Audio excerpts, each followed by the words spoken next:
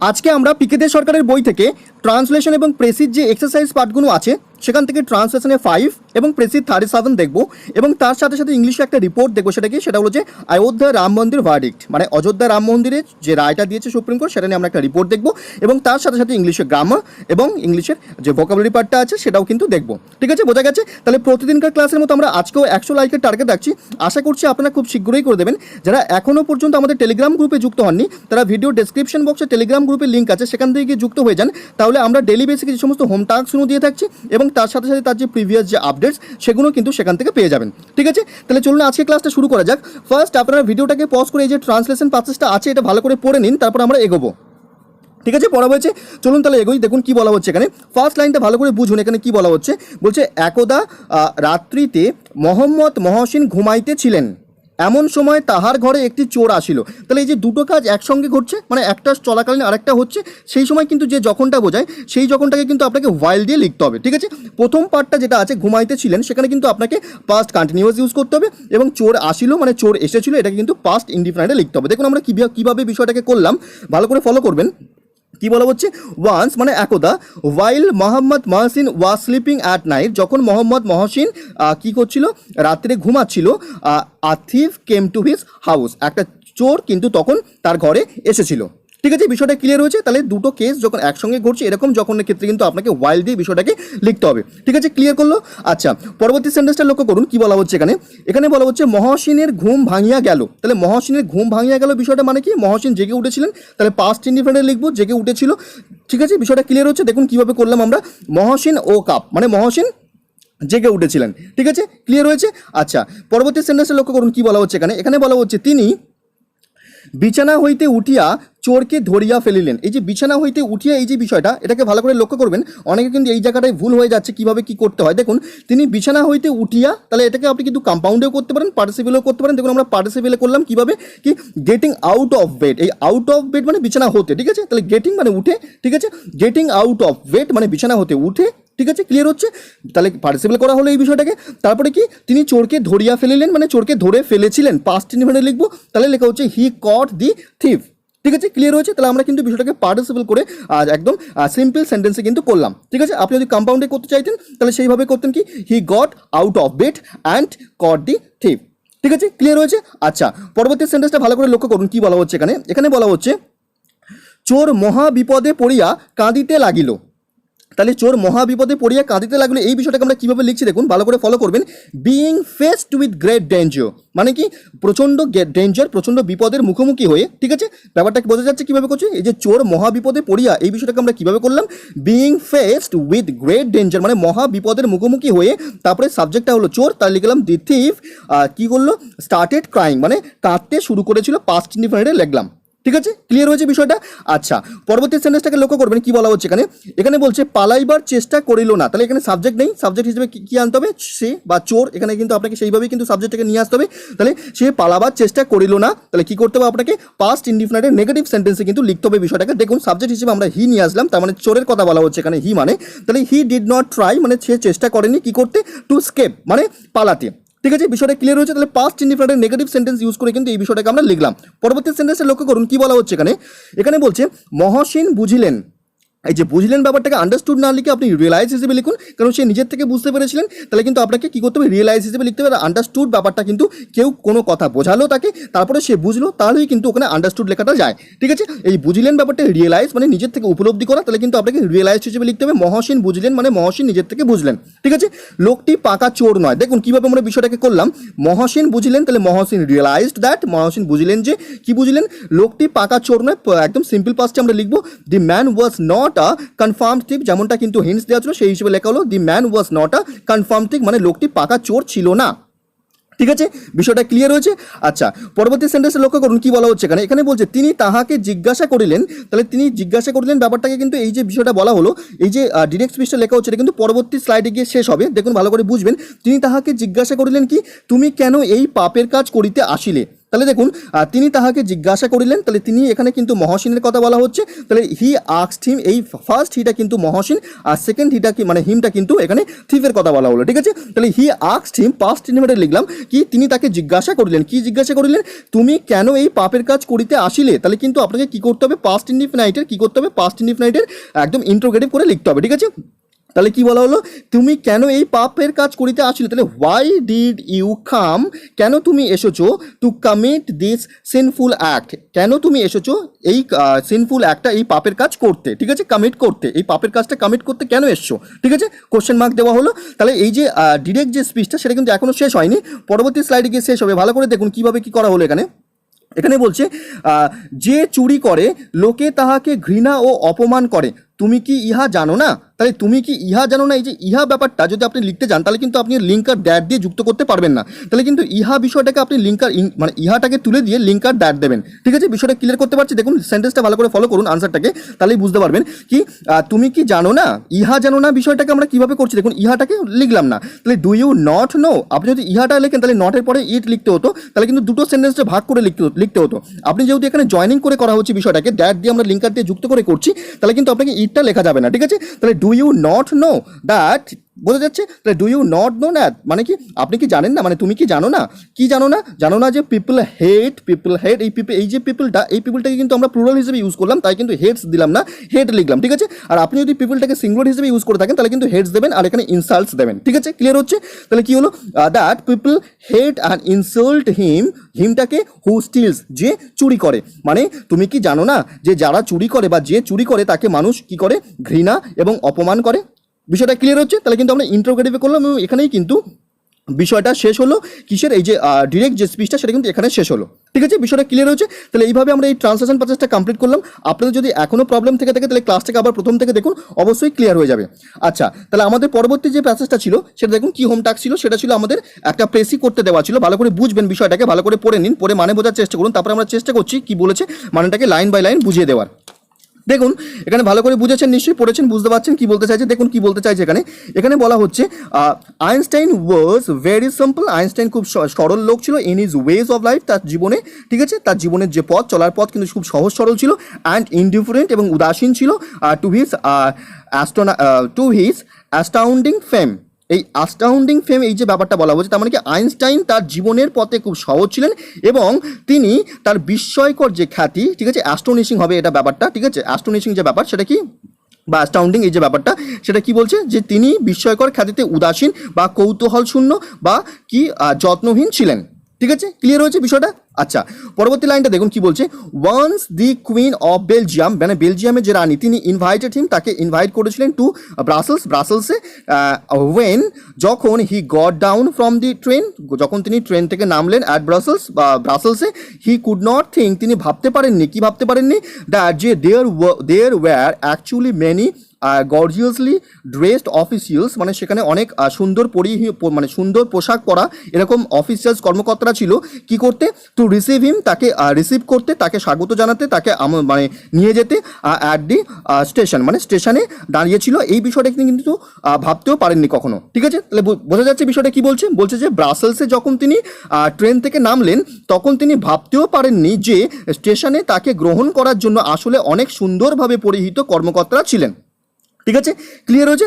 তারপরে দেখুন কি বলা হচ্ছে, দি অফিসিয়ালস অলসো এক্সপেক্টেড, মানে অফিসিয়ালস যারা কর্মকর্তা তারাও এক্সপেক্ট করেছিল কি, টু সি সামবডি, এমন কাউকে দেখতে, হু উড অ্যাপিয়ার, যারা কিনা উপস্থিত হবে, to be rich and aristocratic before him, মানে অভিজাত একটা ব্যাপার বা ধনী একটা ব্যাপার, এরকমভাবে কোনো ব্যক্তি তাদের সামনে উপস্থিত হবে, এরকমটা কিন্তু ওই অফিসিয়ালসরা এক্সপেক্ট করেছিল, মানে কর্মকর্তারা আশা করেছিলেন যে তাদের সামনে কোনো ধনী ও অভিজাত ব্যক্তি আসবেন, ঠিক আছে। তারপরে দেখুন, দে কুড নেভার ইমাজিন, তারা কিন্তু কখনোই ইমাজিন করতে পারেনি, দ্যাট যে দিস শ্যাবি ম্যান, এই শ্যাবি মানেটা কি, শ্যাবি মানে হচ্ছে জীর্ণ বা নিকৃষ্ট বা ইতর চেহারার মানুষকে শ্যাবি বলা হয়। তাহলে দে কুড নেভার ইমাজিন, তারা কিন্তু কখনোই ইমাজিন করতে পারেনি যে this shabby man would be Einstein himself, যে এই শ্যাবি ম্যানটাই আইনস্টাইন হবে, মানে তারা কখনো কল্পনাও করতে পারেনি যে এই নিকৃষ্ট মানুষটি নিজেই আইনস্টাইন হবে, ঠিক আছে, ক্লিয়ার হয়েছে। তারপরে দেখুন, so they went back to the queen, সুতরাং তারা কুইনের কাছে ফিরে গেলেন, অ্যান্ড ইনফর্মড হার, এবং তাকে ইনফর্ম করলেন, জানালেন, দ্যাট যে he had not come by the train, তিনি কিন্তু ট্রেনে করে আসেননি, এটা কিন্তু জানালেন,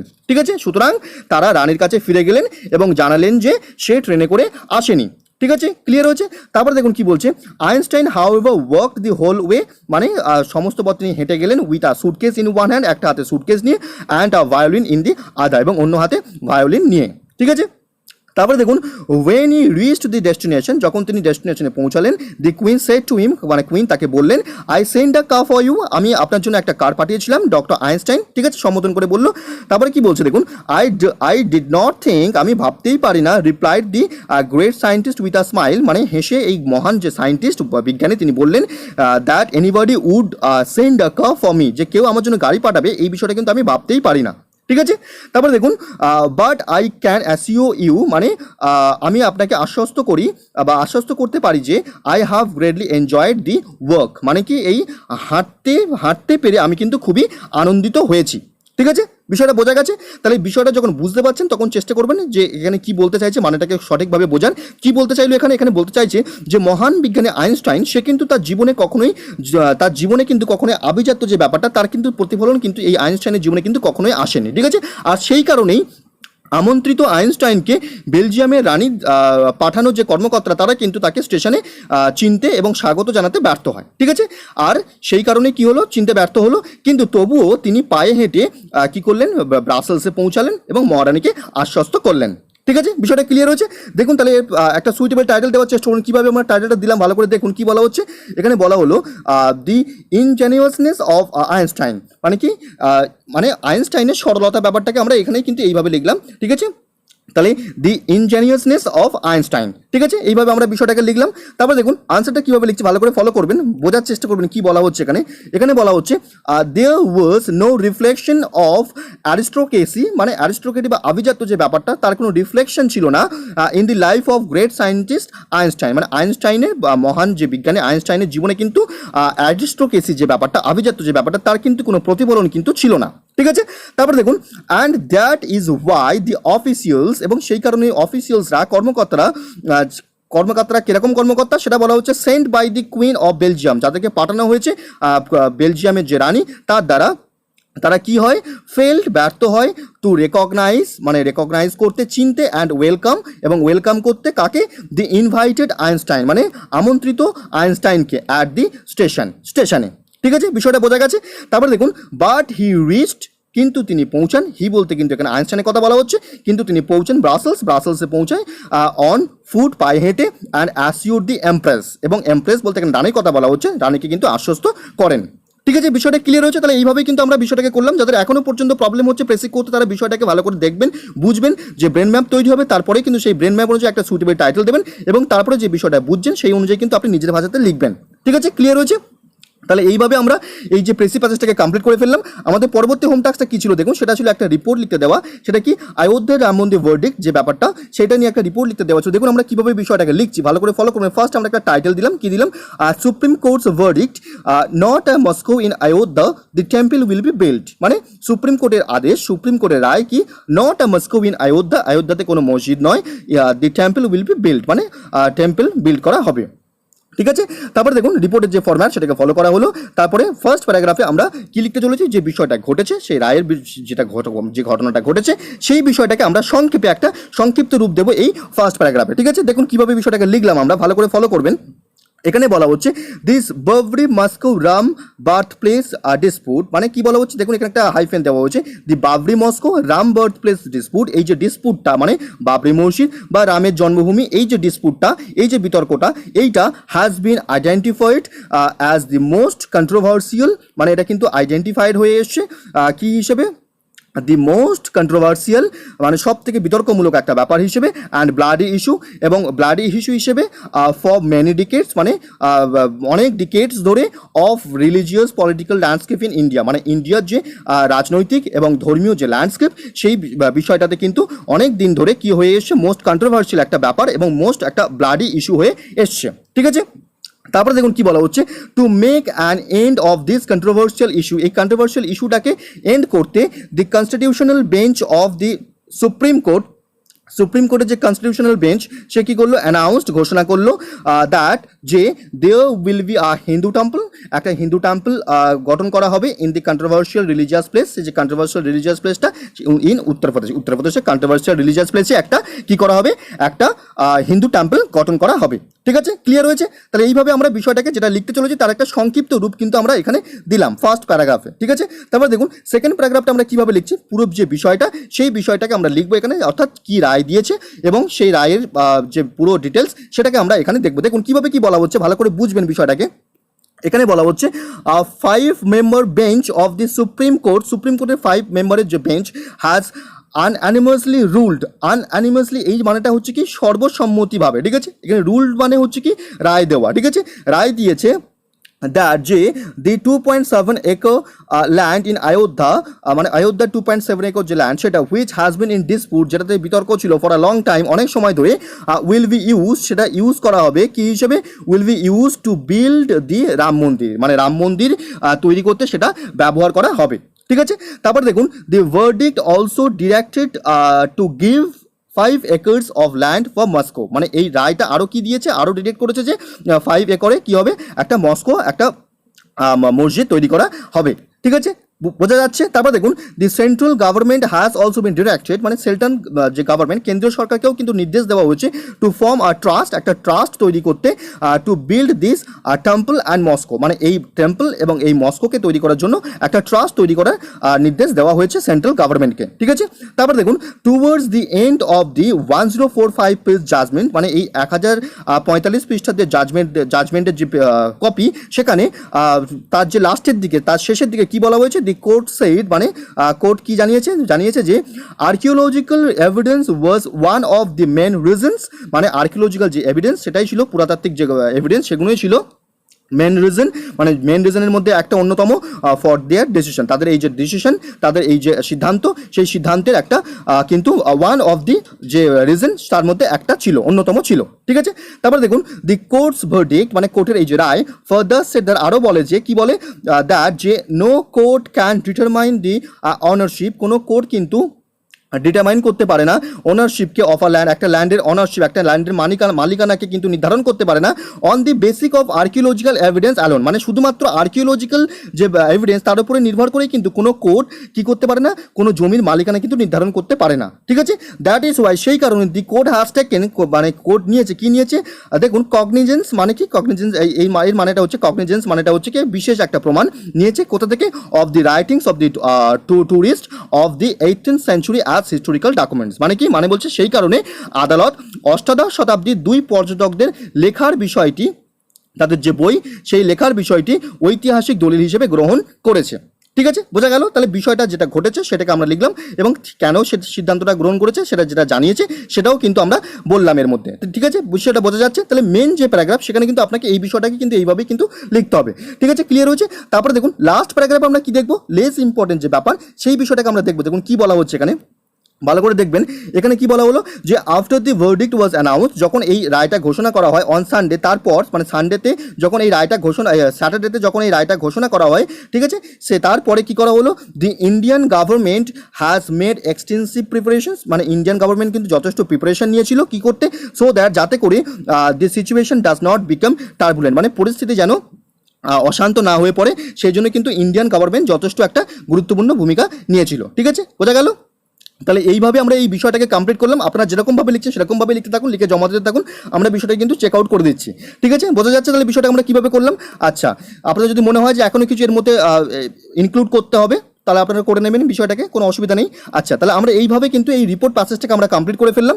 আচ্ছা, আমাদের পরবর্তী টাস্ক দেখুন, একটা করে আমরা যে প্রিপোজিশন প্রতিদিন বেসিকে শিখছি, আজকে দেখুন আমাদের প্রিপোজিশনটা হচ্ছে অ্যাট। ঠিক আছে, দেখুন ফার্স্ট কি বলা হচ্ছে, ফার্স্ট বলা হলো দিক বোঝাতে, মানে দিক বোঝাতে মানে কি, কোনো দিকে বোঝাতে, কারোর দিকে বোঝাতে। ঠিক আছে, যেমন দেখুন এখানে কি বলা হচ্ছে, এখানে এক্সাম্পলটা ভালো করে ফলো করুন।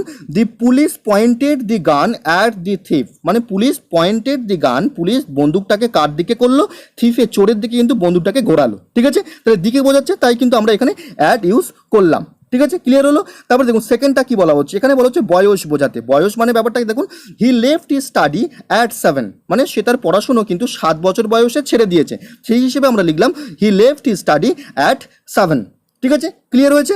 আচ্ছা, তারপরে দেখুন আর কি বলা হচ্ছে, তারপরে নাম্বার 3টা ভালো করে দেখুন কি বলা হচ্ছে, দূরত্ব বোঝাতে কিরকম দেখুন, দি মেট্রো স্টেশন ইজ অ্যাট 1.2 কিমি ফ্রম হিয়ার, মানে মেট্রো স্টেশনটা এখান থেকে 1.2 কিমি দূরত্বে। ঠিক আছে, বোঝা যাচ্ছে বিষয়টা কিভাবে কি করা হচ্ছে।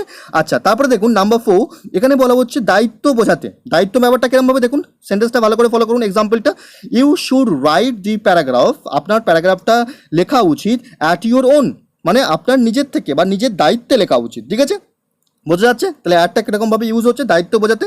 ঠিক আছে, বোঝা গেল। আচ্ছা, তারপরে দেখুন নাম্বার 5 কি বলা হচ্ছে এখানে, এখানে বলা হলো গতির বর্ণনা বোঝাতে, মানে গতি বোঝাতে। যেমন দেখুন, হি ড্রাইভস দি কার অ্যাট 60 কিমি পার আওয়ার, মানে সে কিন্তু 60 কিমি পার আওয়ার বেগে গাড়ি চালায়, তাহলে এখানে গতি বোঝাচ্ছে, তাই কিন্তু অ্যাড ইউজ করা হলো। ঠিক আছে, ক্লিয়ার হচ্ছে।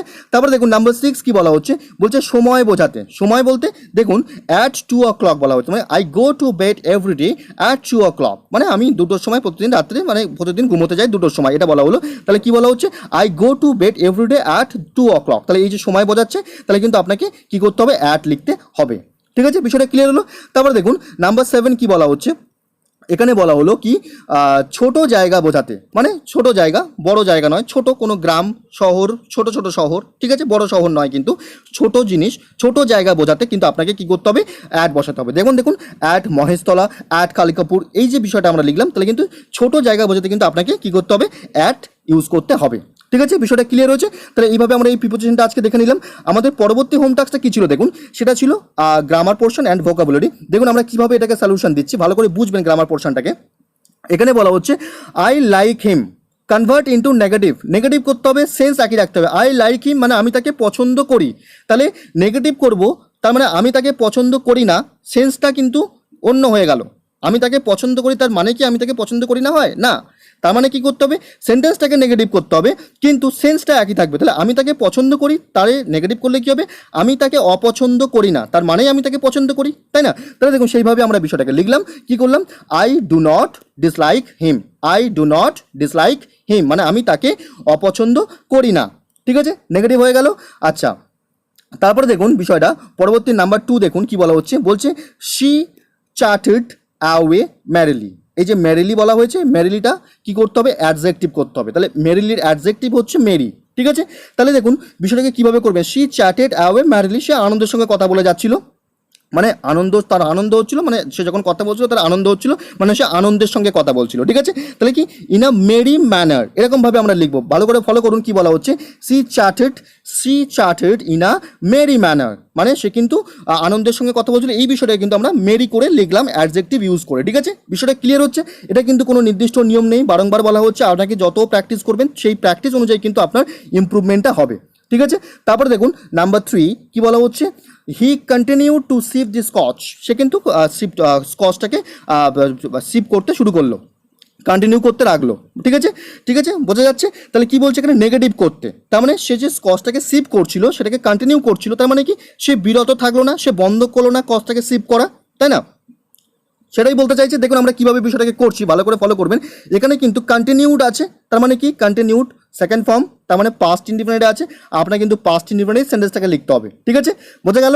তাহলে হি ডিড নট স্টপ, সে থামেনি, টু সিপ দি স্কচ, মানে স্কচটাকে সিপ করাতে সে কিন্তু থামেনি। ঠিক আছে, বোঝা গেল বিষয়টাকে। আচ্ছা, তারপরে দেখুন পরবর্তী সেন্টেন্সটা কি বলা হচ্ছে। আচ্ছা, এখানে কি বলা হলো, তাহলে এখানে বলছে হি ডিসাইডেড, সে স্থির করেছিল, টু ওয়েলকাম দেম, তাদেরকে ওয়েলকাম করতে। তাহলে ডিসাইডেডে কি করতে বলা হচ্ছে, নাউন, তাহলে নাউন হচ্ছে ডিসিশন, তাহলে সে ডিসিশন নিয়েছিল। বোঝা যাচ্ছে, দেখুন আমরা কিভাবে করছি বিষয়টাকে। তাহলে হি টুক ডিসিশন, কেন টুক লিখলাম, কারণ দেখুন সে আবার একই কথা, ডিসাইডেড লেখা আছে, পাস্ট ইনডিফিনিটে লেখা আছে, আপনাকেও কিন্তু এখানে পাস্ট ইনডিফিনিটে লিখতে হবে। তাহলে he took a decision to welcome them, he took a decision to welcome them. ঠিক আছে, ক্লিয়ার হচ্ছে বিষয়টা, প্র্যাকটিস করতে হবে বেশি করে। দেখুন তারপরে দেখুন নাম্বার 5 কি বলা হচ্ছে, এখানে বলছে দি বুক রিডস ওয়েল, ভয়েস চেঞ্জ করতে বলা হচ্ছে, তাহলে এটা কোয়াসি প্যাসিভ ব্যাপার। তাহলে কোয়াসি প্যাসিভে যেহেতু কি করতে হবে, ভয়েস চেঞ্জটা কিন্তু সবসময় ভার্বের হয়ে থাকে, যেহেতু এখানে আপনাকে কোয়াসি প্যাসিভ এটা ব্যাপারটা চলে আসছে, তাই আপনাকে কি করতে হবে, দি বুকস রিডস ওয়েল, এই বিষয়টাকে কীভাবে করবো দেখুন ভালো করে, বিষয়টাকে কীভাবে আমরা করছি। দি বুক রিডস ওয়েল, কি করা হচ্ছে, the book is well when it is read, the book is well when it is read. ঠিক আছে, বিষয়টা ক্লিয়ার হয়েছে। আচ্ছা, তারপরে দেখুন পরবর্তী নাম্বার 6 দেখুন কি বলা হচ্ছে এখানে। এখানে বলা হলো his dark secret love does দাই লাইফ ডেস্ট্রয়। এটাকে স্প্লিট করতে বলা হচ্ছে। তার মানে কি হিজ ডার্ক সিক্রেট লাভ, এই যে দাই ব্যাপারটা মানে হচ্ছে ইয়োর, ঠিক আছে। তাহলে his dark secret love destroys your life, এটাই হচ্ছে সেন্টেন্স, ঠিক আছে। হিজ ডার্ক সিক্রেট লাভ, ডাসটা তুলে দিন, তুলে দিয়ে ডেস্ট্রয়ের সঙ্গে যুক্ত করে দিন, তাহলে ডেস্ট্রয়েস ইয়োর লাইফ। তাহলে কি হবে, সেন্টেন্সটাকে যদি আমরা ভাঙি তাহলে কি হবে, his love is dark and secret, his love is dark and secret, ঠিক আছে, ইট ডেস্ট্রয়েস ইয়োর লাইফ, ঠিক আছে, ব্যাপারটা ক্লিয়ার হচ্ছে। His love is dark and secret, it destroys your life, ঠিক আছে, ক্লিয়ার হয়েছে। আচ্ছা, নাম্বার 7 দেখুন কি বলা হচ্ছে এখানে। এখানে বলা হচ্ছে দি পুলিশ নো হিজ হর্নস, এই যে নো আছে ভার্ব হিসেবে, এটাকে নাউন করতে হবে। তাহলে নলেজ, নো এর নাউন ফর্ম নলেজ, নলেজ দিয়ে বিষয়টাকে লিখবো।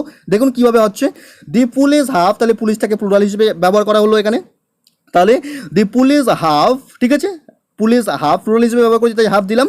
তাহলে দি পুলিশ হাফ দি নলেজ, পুলিশের নলেজ আছে কি বিষয়ে, অ্যাবাউট হিজ হর্নস, তার ঘাঁটি, তার আড্ডা কোথায়, সেই বিষয়ে কিন্তু পুলিশের নলেজ আছে, ঠিক আছে, ক্লিয়ার হচ্ছে।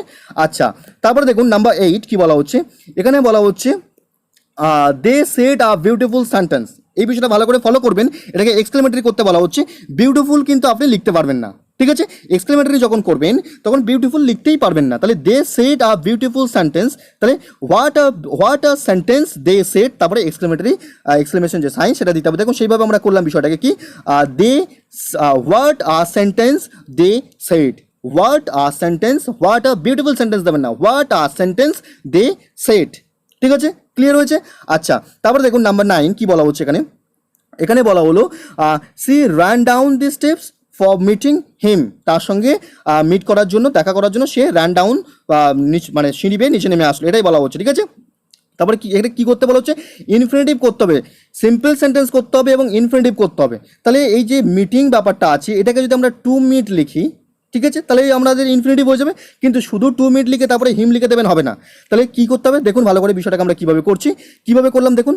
বলা হচ্ছে he ran down the steps to meet with him, ঠিক আছে, he ran down the steps to meet him, না টু মিট উইথ হিম, ঠিক আছে, বিষয়টা ক্লিয়ার হয়েছে।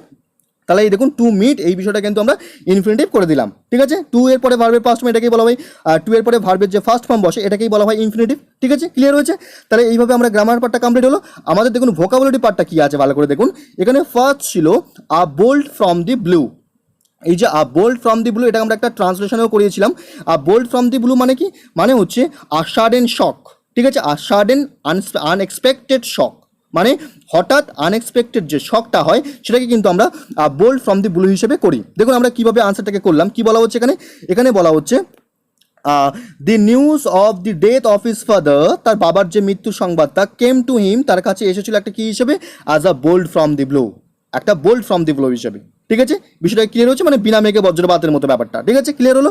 আচ্ছা, তারপরে দেখুন কি বলা হচ্ছে, তারপরে আছে অ্যাট ড্যাগার্স ড্রন, অ্যাট ড্যাগার্স ড্রন, এই ব্যাপারটা কি, এই ব্যাপারটা হচ্ছে এক্সট্রিম আনফ্রেন্ডলিনেস, মানে কি, মানে চরম শত্রুতার যে ব্যাপার, তখন কিন্তু আমরা অ্যাট ড্যাগার্স ড্রন হিসেবে লিখি। দেখুন কিভাবে বিষয়টাকে আমরা করলাম, ভালো করে বুঝবেন কি বলা হচ্ছে।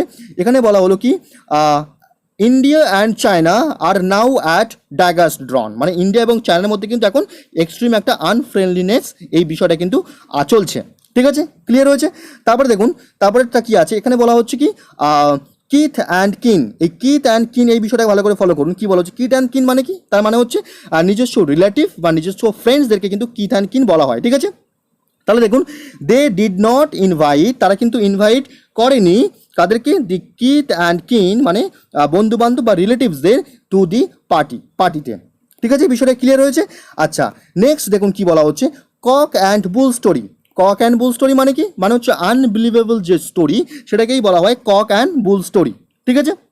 তাহলে কি বললাম এখানে সেন্টেন্সটা কীভাবে করলাম দেখুন, she asked me about my past, মানে সে আমার পাস্ট নিয়ে জিজ্ঞাসা করেছে, বাট আই টোল্ড হার, কিন্তু আমি তাকে বলেছিলাম আ কক অ্যান্ড বুল স্টোরি, ঠিক আছে, একটা কক অ্যান্ড বুল স্টোরি বলে দিয়েছিলাম, ঠিক আছে, ক্লিয়ার হয়েছে। তাহলে কক অ্যান্ড বুল স্টোরি ব্যাপারটা কি, এর ব্যাপারটা হচ্ছে আনবিলিভেবল যে টেল, আনবিলিভেবল যে স্টোরি, সেটাকে কিন্তু কক অ্যান্ড বুল স্টোরি হিসেবে বলা হয়। ঠিক আছে, ক্লিয়ার হয়েছে। তারপরে দেখুন লাস্ট আমাদের যেটা ছিল সেটা কি ছিল, সেটা হচ্ছে যে আপনার ইন আ নাটশেল। এই ইন আ নাটশেল ব্যাপারটা কি, এটা ব্যাপারটা হচ্ছে যে express something in a simple and direct way, মানে কোনো কিছুকে একদম কি করবেন, সিম্পলে বা ডিরেক্টে কোনো কিছুকে বর্ণনা করাকে বলা হয় কি, ইন আ নাটশেল। ঠিক আছে, বোঝা গেল। তাহলে আমরা কিভাবে করছি দেখুন, টু রাইট দি এসে ইন আ নাটশেল, মানে একটা এসেকে নাটশেলে লিখে খুব সংক্ষেপে এবং খুব সাদাসিধেভাবে লিখে হি গট লো মার্কস, সে কিন্তু কম নম্বর পেয়েছিল। ঠিক আছে, ব্যাপারটা ক্লিয়ার হয়েছে কিভাবে করা হলো তাহলে বিষয়টা। আচ্ছা, তাহলে এইভাবে আমরা এই বিষয়গুলোকে, সমস্ত বিষয়গুলোকে আমরা কমপ্লিট করে ফেললাম। যারা এখনো পর্যন্ত আমাদের চ্যানেলটাকে সাবস্ক্রাইব করেননি তারা অবশ্যই চ্যানেলটাকে সাবস্ক্রাইব করে পাশে থাকুন এবং বন্ধুদের সঙ্গে প্রচুর মাত্রায় শেয়ার করুন। তাহলে কি হবে, আমরা এতদিন যেভাবে ক্লাস করে আসছি, এতদিনভাবে প্রচণ্ড উদ্যমের সাথে ক্লাস করাচ্ছি প্রতিদিন বেসিকে, সেরকমভাবে কিন্তু আপনাদেরকে প্রতিদিন বেসিকে এই সমস্ত ক্লাসগুলো উপহার দিতে থাকবো। ঠিক আছে, তাহলে আজকে ক্লাসটা আমরা এখানেই কমপ্লিট করলাম, পরবর্তী ক্লাসে দেখা হচ্ছে। ধন্যবাদ।